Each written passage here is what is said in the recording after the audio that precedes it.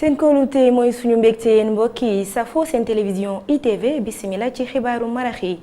bokk na ci lu gën a fës jëwriñ gi ñu dénk wàllum yoon daal di àddu jëm ci mbirum tasukatu xibaar bi di Adama Gueye moom nag nee na lépp luy yoon daañu ko ci doxal waaye it duñ nangu benn yoon képp koo munti doon nga nekk ci réew mi di salfaañe yoon wi. leneen it ci biir xibaar yi conseil économique social ak environnemental daal dinañ ubbi tey jile seen session ordinaire 2019 bu njëkk juróomi jëwriñ nag ñu war leen a saytu foofee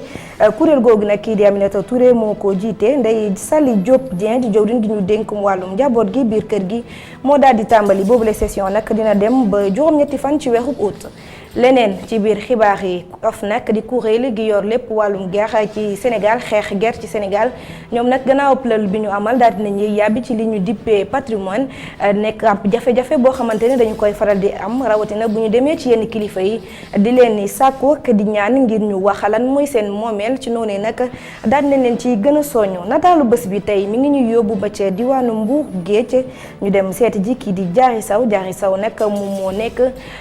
ndongo bi gën a xarañ ci concours général 2018 waaye 2019 ñaari at yoo xamante ni mi ngi koy tegle di jël boobule raw gàddu kan mooy Diary Sow naka la def ba yegg foofee tey ak ndimbalu ñan la ci àndal loolee nag ci njeexitalu xibaar yi lañ ci ànd ak kii di Youssouf Konté loolay ponk yi bu ngeen taxir la ñu yaatal ko.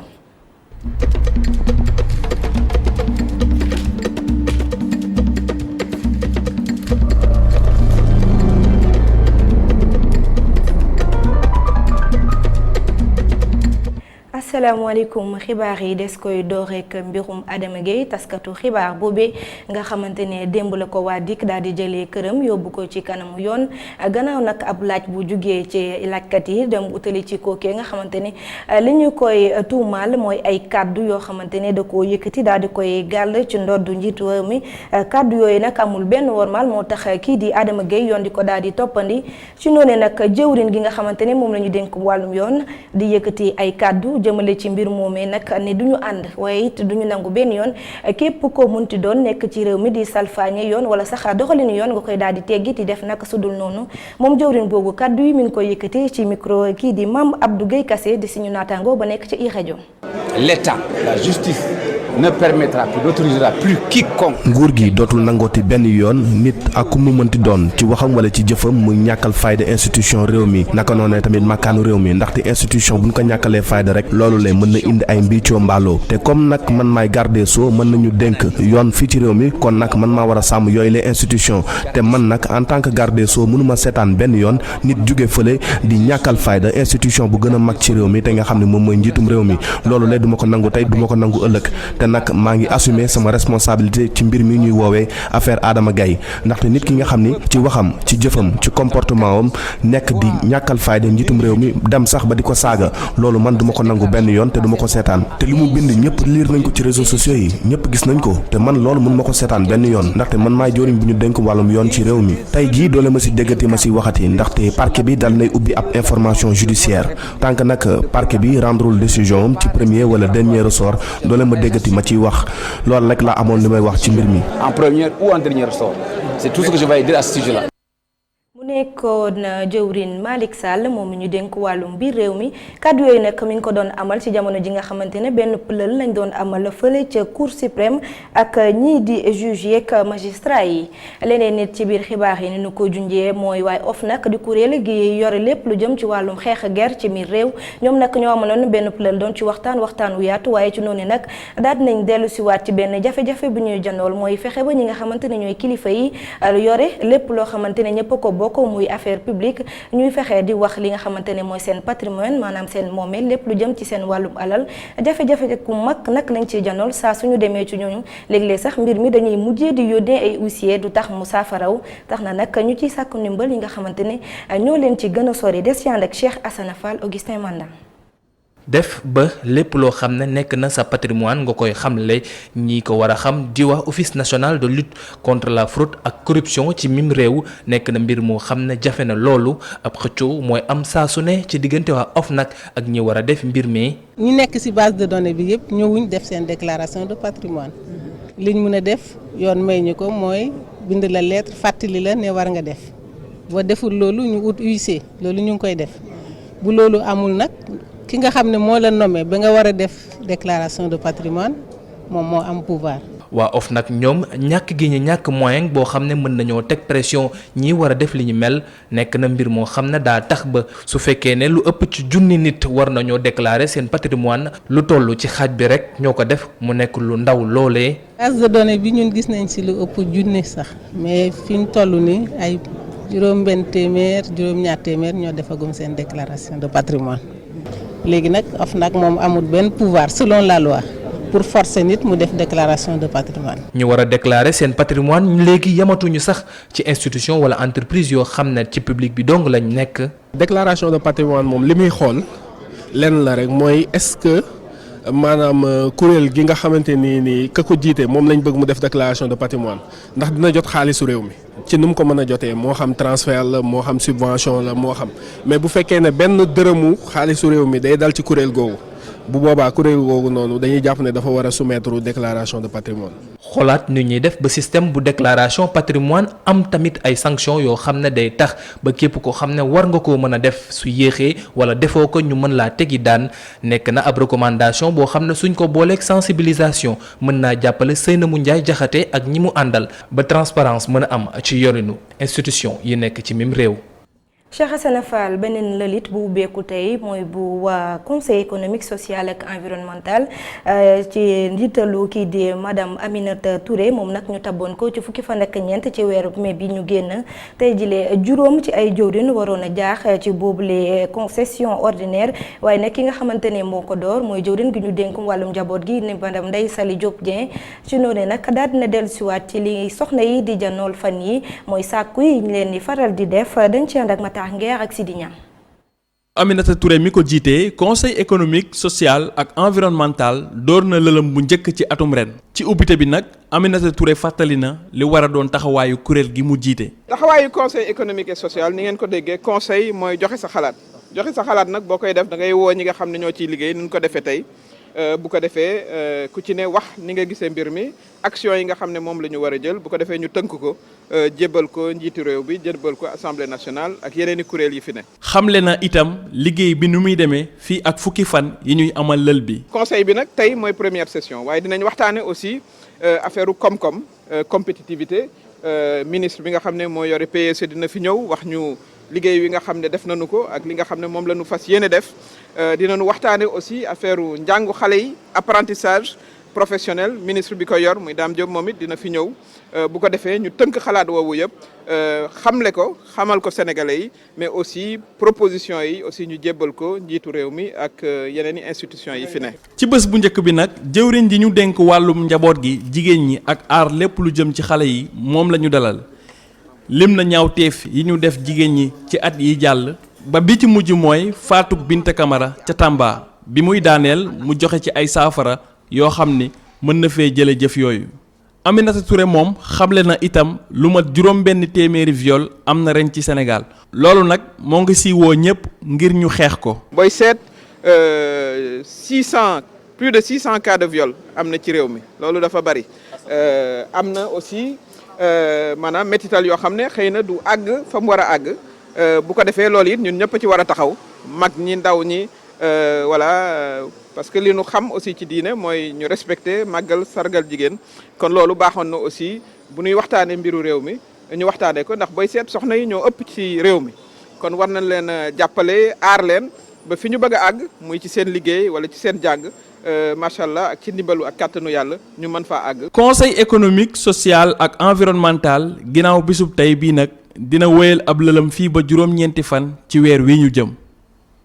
ñàkkub kaaraange bi ci biir réew mi ñor na bu baax kilifa yi tax nag ñu ci defi jéego ngir daal di koy saafara looloo wundu tàggat bi nga xamante ne def nañ ko ñaar fukk ak ñett ci ay doomi aadama ñeneen ñi nag ay takkadeer lañ ñeneen ña ca des ay civil lañu tuñoo ne nag gannaaw tàggatu gu métti daal di nañ leen di jébbal ay lijaasa ci kanamu jëwrin gi ñu dénkum l'armée bi ànd faak Moustapha Gabar Diop ma fal.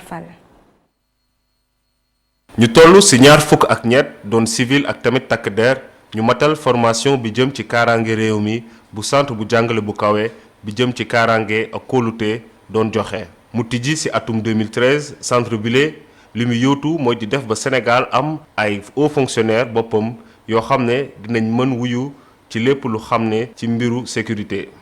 Le programme de formation. programme tàggat bi jëm ci wàllum kaaraange am na solo gi nga xamante ni état bi da koy bàyyi xel saa su nekk ndax boobu le secteur foog ñu taxaw si moo tax secteur privé bi foog ñu am ay ressources humaines yi nga xamante ni yu xarañ leen de qualité disposant de l'expertise nécessaire. ndax loolu day tax ñu am ay jumtukaay yu am solo ngir sàmm kaaraange gi saa su nekk ba état bi naka noonu citoyens yi gis ci seen bopp. terrorisme ak jaayum sinébar wala sax ñaawteef yu yees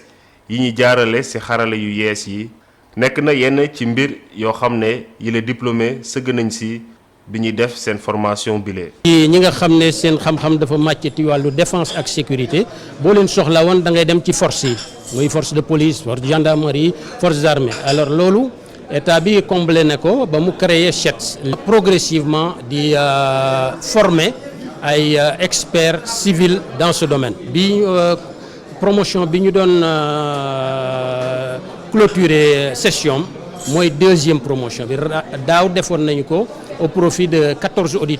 auditeurs yooyu benn étranger mu ngi ci woon notamment benn béninois donc stage la boo xam ne ak formation boo xam ne dafa ubbeeku ci yeneen dëkku Afrique yi. approche la bu bees bi nga xam ne dañ fexe pour civils ak militaires yi ñëpp di ci waxtaan ndax ku ci nekk am nga ci sa xalaat dans la mesure où ñëpp xam nañ ne que les menaces sont là bon ñun Sénégal ñu ngi sant yàlla waaye tamit li lakk kër yi ñu wër mën na fi ñëw kon nag ñu toog di waxtaan di sottante xalaat ci nuñ ko gisee ñun civils yi ak militaires yi tamit ñoom nuñ ko gisee loolu dina jàppale suñu gouvernement bi mu xam vraiment nu muy farloo. yile hauts fonctionnaires war nañu am taxawaay bu ñu am ngir indi ay tontu ci lépp loo xam ne dafa jëm ci suuxat réew mi waaye tamit gën a jàppale dëkk bi ci lu jëm ci kaaraange ak jàmm. ñu wax ci wàllum dëkkuwaay wutali ci daara ju mag ji ñu dippee université Cheikh Anta Diop foofee nekk muy t-shirt di dàll moo xam fenêtre wala sax ci buntu yi lañu koy faral di weer loole nag ci kàddu étudiants yi nga xamante ne ñoo fay dund nee na ñàkk pexe képp waral li ni mel tax na ñuy sàkku ndimbal ci waa Koddu bu ko defee sax ñu wutal leen ab bërëb boo xamante ne mun nañ faa fóotee di fa weer seen yére waaye it seen dàll saa suñu leen saw foo dañ fay ànd ak Cheikh Sall. daara ju kawe yi ñu duppee Cheikh Anta Diop ci diwaanu Ndakaaru pavillon yi daanaka ay weerukaay lañ ko def image bi rafetul dara ci gis-gis. lii naaysul lii affaire bi moom kay naaysul. rafetul franchement rafetul en tant que des étudiants lii moom naaysul quoi. étudiants yi di xam ne ni dañoo ñàkk pexe moo tax ñuy def lu ni mel. non mais amuñu solution loolu moo tax ñu ñu wér suñu kii yi foofu mais suñu yére yi foofu amuñu solution. ku ne xam na ne maanaam fenêtre. pour ngelaw la doon jariñ quoi ci chambre aération la doon jariñ mais là on passe plus à cela xalaatutuñu loolu ndax lan nit ki mënoo yor sa yére ñu tooy wala nga sangu ñu gus nga dugalaat sa battant wala sa valise tu es obligé da nga koy jéem a weer mais loolu gënaluñu. parce que boo ko weeree tamit feneen beneen bërëb di nga ñëw fekk ñu sàcc ko te imaginel campus social ni mu méttee ni mu mel nga yor say benn sagaru yére weer ko nga gis bon ñu ñëw weereel la ko yóbbu ko xam nga loolu tamit neexul loolu moo waral nag étudiants yi di def ay lignes ci fenêtre yi bon di fa weer seen yére yi juste que pour ñu bañ a sàcc seen yére yi. sinon nag ñu ngi tàllal loxo ñi nga xamante ni bii ñoo sàlloo mbir mi di waa Koddu ngir ñu xool nu ñuy saafara bii la jafe-jafe. direction Koddu normalement ñoom dañu war a defal ay lignes parce que temps yi la sax ñu ngi ko doon wax dañu war a defal ay lignes ci alentouru ginnaaw bi foofu la ñu war a defal ay lignes yu rëy yaa ngi dégg en même temps aussi sécurité bi. gis-gis bi rafetul dara ci derub université Cheikh Anta Diop de Dakar lii tamit baaxul ci seen wér-gu-yaram ak nekkinu étudiants yi. parce que aussi on voit que les moustiques dañuy ñëw da ngay gis ni maanaam ça peut amener aussi des torpillons et tout ndax néegi fi boo ci dugg bu amul yooyu dul jeex am na ay matt qu'on se dise la vérité. muy mel ni waa Koddu ñu ngi wër ay pexe ngir mën a saafara lu ni mel ci genn wàllu ñoom étudiants yi ñu ngi koy xaar bu baax a baax te yàkkamti ko ngir mën a ragg seen ab der waaye tamit joxaat xar kanam gu rafet université Cheikh Anta Diop de Dakar. jërëjëf Cheikh Sall ñu daal di wax ci leneen muy ci lu jëm ci waajtaayu tabaski bi bëri na nag ay soxna yoo xamante ni dañuy def li ñu dippee tatouage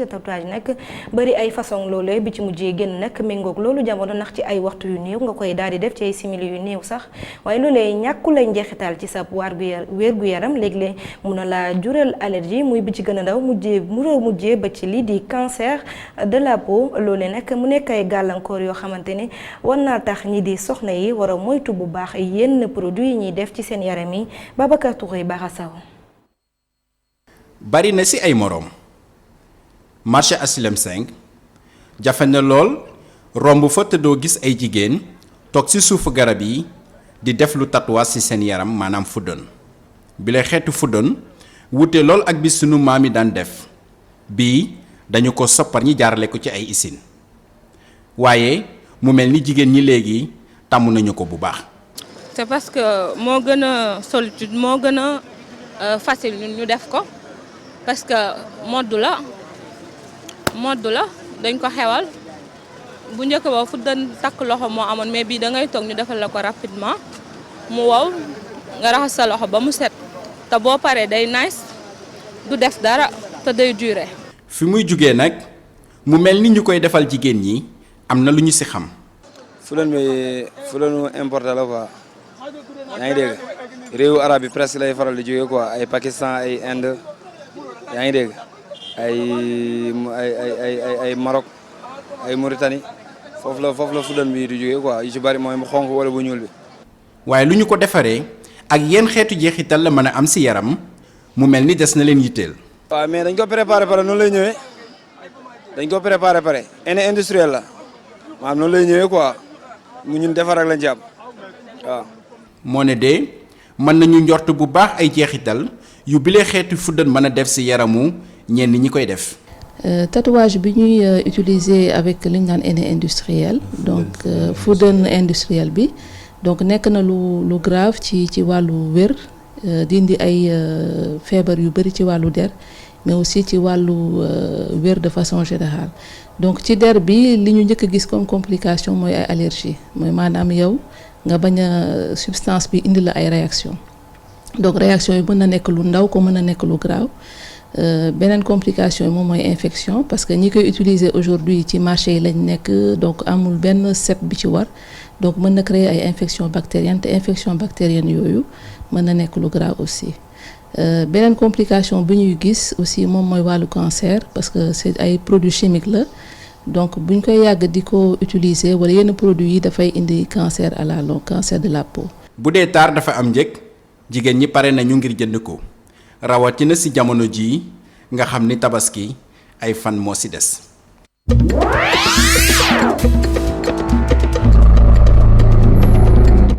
bàkk ba jib na xibaar yi biti réew des koy doxee ca Gambie mi am gan ngay bàyyeekoo nag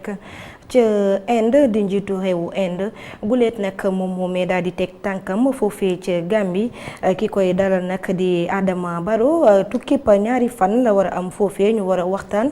moom ak Adama Barrow ci noonu nag dellu siwaat li dox seen diggante bokk na ci axe Banjul New Delhi foofee loolu it ci biir waxtaan bi lay daal di bokk waaye Banjul nag daal dina am koppar yu bari yu bàyyi ko woon ci coopération mag waa Inde ba ci bâtiment bi nga xamante ne fa la ñu def seen assemblée nationale daanaka ci koppar yooyu la génnoon waaye foofee ca Gambie mun nañoo jàpp ne doomu réewu Inde yu bari ñu nga fa dëkk ca Afghanistan nag benn rapport moo daal di génn tey jilee rapport bi nag li mu biral mooy ay doomi aadama yi ñàkk seen bakkel ca dëkk boobee dañoo bari loolu donte ña ngay waxtaan ngir jàmm daal di fay am taxul nag mbir mi daal di wàññeeku ñi ko xam ne nag ñooy mission des Nations Unies ba nekk foofee ca Afghanistan ñu mun a jàpp nag ci boobu les rapport ne ñi fa ñàkk seen bakken ëpp nañu judd nekk ñeenti téeméer waaye ñi nga xamante ne nag ñoo fa ami gaañu gaañu toll nañ ci 2 junni ak ñeenti téeméer.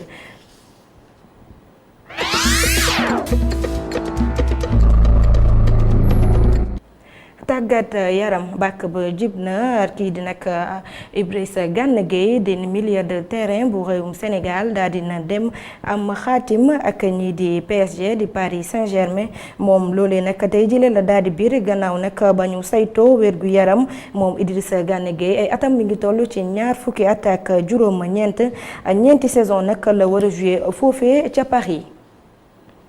leneen ci biir xibaar yi lu jëm ci afro basket ñu war koo amal ci réewum Sénégal fukki fan jàpp fukki fan ak juróom-ñett ci weeru août bi ñu dëtmal si ci noonu nag xam nañ Sénégal kan la war a janool war di waa Côte d'Ivoire war a nekk fukki fan ci weeru août bi ñu nekk ànd ak Isidore Oumou bi Kabou dellu si wàcc boobu le tirage. ana kan mooy wutu Nigéria ci bopp afro basket féminin bi démb lañ xamle poule yi. Tunisia, Cameroon, and Nigeria. Groupe C, Angola, République démocratique du Congo, Mali. Group D, Kenya, Cabo Verde, and Mozambique. li lee doon benn compétition bi nga xamante ne dinañ ko tàmbali ci fukki fan jëm ca fukki fan ak juróom-ñeent fii ci Sénégal ca Dakar Arena bi les compétition nag jot na am ay coppite. On m'a dit qu'il y a un deuxième tour où les premiers de ce groupe, eux, ils joueront pas, ils vont se reposer. ren am na coppite ndax ñi cay njëkk génn ñoom dañuy noppale ko ña ca des ñoom dañuy jouer huitième de finale yi ña cay génn nag ñoom dañuy jouer quart de finale yi waaye li ci ëpp solo moo di juróom benn équipe yu ciy njëkk génn ñoom dañ leen di organiser benn championnat ci Afrique ñaar ñu ciy génn nag ñoom dañuy dem jouer éliminatoire Jeux olympiques yi. Sénégal bokk ca poule A nar cee jonganteeg Égypte ak Côte d'Ivoire waral kii nekkoon capitaine des Lions fii ci Sénégal di Anne-Marie Diokh di gis rek ne dañoo war a jox cër équipe yëpp. match yi dañ koy jàppee rek match bu difficile parce que boo ko jàppee ne yomb na rek mun nga daanu ci ndox mais dañ koy match yi daal da ngay xalaat ne rek yëpp ñoo yem amul poule bu ndaw amul poule bu mag. man ci sama gis-gis noonu laa ko daan jàppee ba ma ca tolloo noonu laa ko daan defee. vraiment ñu souhaité suñu rakk yi aussi na fa woon rek parce que Sénégal xamee nañ ko fulla ak fayda ak jom. Sénégal jël raw gàddu bi ci lu tolloog ti fukk ak benneelu yoon bii mooy juróom benneelu yoon nag mi nga xamante ne mu ngi koy organiser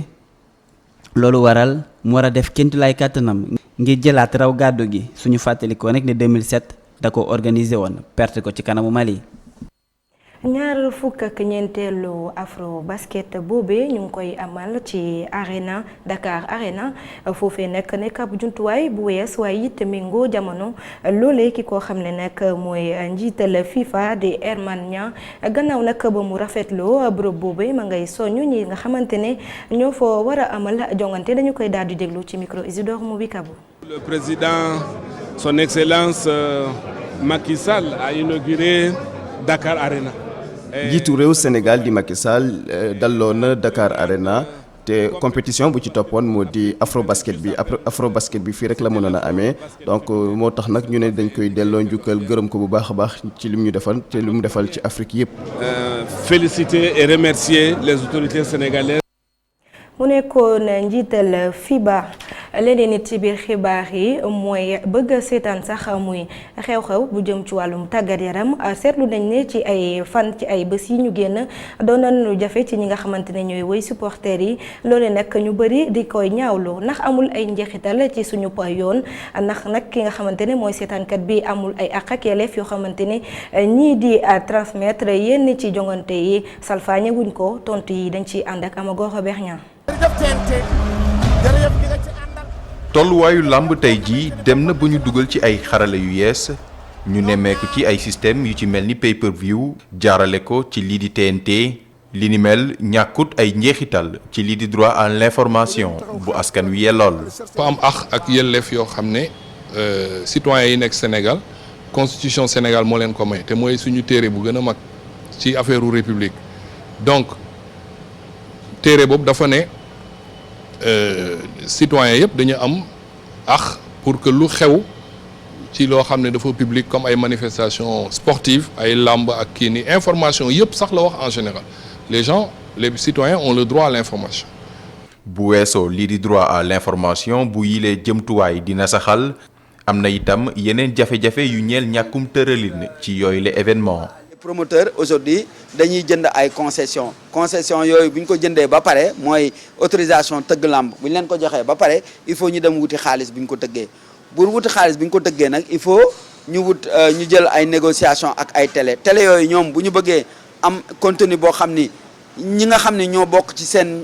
ñoo am seen i décodeur ñoo ko bëgg a seetaan kenn mënu leen ko tere léegi nag lu ñuy xool mooy naka la ñuy def ak CNG ak ARTP ak la Ligue des consommateurs ak les promoteurs ba mën a réguler loolu yëpp. bu ñu sukkandikoo ci maître Seydou Diagne ngir mën a tere public bi mu seetaan combat yu ñuy organiser ci mim réew faaw ñu wote benn loi bu loolu amul kenn mënu ko tere li ni mel. waaye loolu nag li ko mën a antu mooy su amee beneen yoon bu ñu voté benn loi